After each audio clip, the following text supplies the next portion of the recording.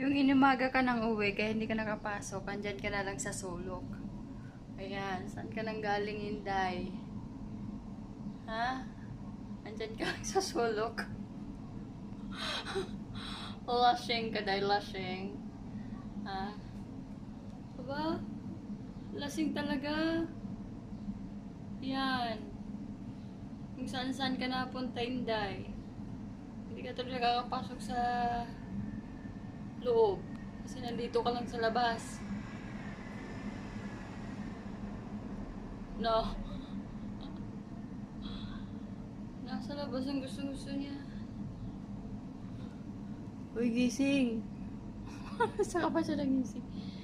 Gising. Gising.